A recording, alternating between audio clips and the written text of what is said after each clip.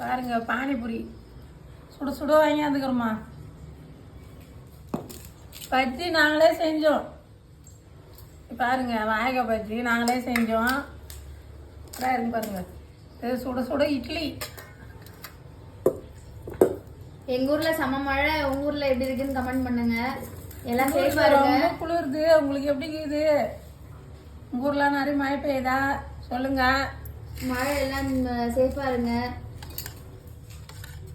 புதினா சட்னி.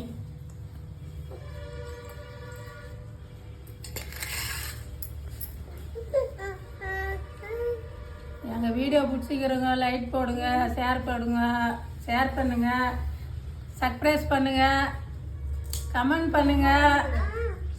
வாங்க சாப்பிடலாம்.